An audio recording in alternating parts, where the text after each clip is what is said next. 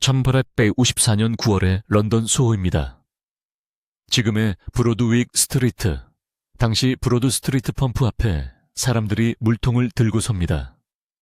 골목에는 죽음의 숫자가 쌓이고 도시는 악취가 병을 옮긴다고 믿습니다. 그런데 이 골목에서 질문 하나가 튀어나옵니다. 정말 냄새가 사람을 죽였습니까? 아니면 사람들이 매일 길어 올린 물이 죽였습니까? 이 질문은 한 도시의 상식 전체를 흔들기 시작합니다. 당시 콜레라는 공기 속 독기, 미아즈마가 만든 병으로 설명되는 일이 많았습니다. 존 스노는 다른 장면을 봅니다. 집 안냄새가 아니라 사람들이 마신 물의 경로입니다.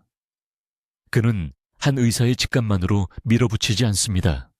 주소를 적고 사망 위치를 대조하고 같은 거리 안에서도 물을 어디서 가져왔는지를 묻습니다. 병의 원인을 말하기 전에 먼저 죽음의 배치를 보려 한 것입니다. 스노가 남긴 지도에는 집집마다 짧은 검은 막대가 쌓입니다. 막대 하나는 사망 한 사람입니다. 막대들은 무작위로 흩어지지 않습니다. 선들은 브로드 스트리트 펌프 주변으로 굳어갑니다. 도시는 연기와 냄새로 병을 설명하고 있었지만 지도는 다른 언어로 말했습니다. 같은 공기를 마신 사람들이 아니라 같은 물에 닿은 사람들이 한 점으로 모이고 있었습니다. 더 불편한 반전은 예외에서 나옵니다. 가까이 있어도 그 물을 마시지 않은 사람들은 덜 죽었습니다. 멀리 있어도 그 펌프 물을 가져다 마신 사람들은 위험했습니다. 이 장면은 영웅담처럼 깔끔하지 않습니다. 주소와 습관, 물통의 동선, 사망 신고가 서로 맞물리며 천천히 한 가설을 밀어 올립니다. 눈에 보이지 않는 병을 보이게 만든 것은 확신이 아니라 기록의 배열이었습니다. 지역 당국은 결국 펌프 손잡이를 떼어냅니다. 그러나 이 조치 하나가 유행을 즉시 끝냈다고 단순히 말하기는 어렵습니다.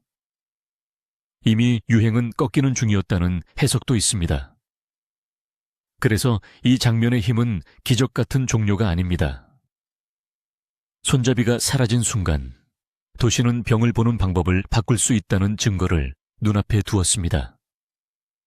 원인을 냄새가 아니라 경로에서 찾는 시선이 공적인 결정으로 들어온 것입니다.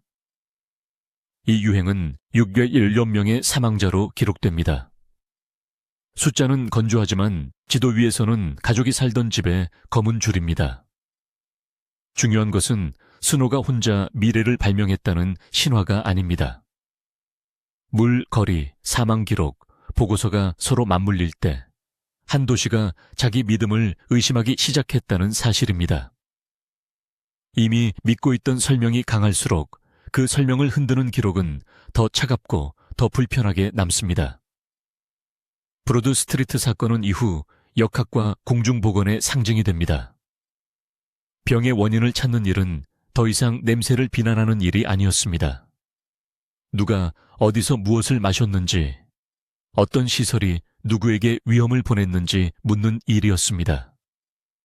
펌프 하나는 도시 전체의 위생과 수도, 그리고 책임의 방향을 다시 묻게 만들었습니다. 보이지 않는 병은 한 장의 지도 위에서 행정과 과학의 문제로 바뀌었습니다. 이 이야기가 남기는 질문은 단순합니다. 지금 우리가 당연하다고 믿는 설명도 어느 골목의 지도 앞에서는 뒤집힐 수 있습니까? 작은 손잡이가 뽑힌 뒤에도 진짜 변화는 남았습니다. 의심을 기록으로 바꾸는 습관입니다. 설명이 사람을 안심시키는 순간에도 기록은 다른 곳을 가리킬 수 있습니다. 브로드 스트리트의 펌프는 그래서 한 물건이 아니라 한 질문으로 남았습니다. 이 이야기가 좋았다면 구독과 좋아요, 댓글로 다음 이야기도 함께 해주세요.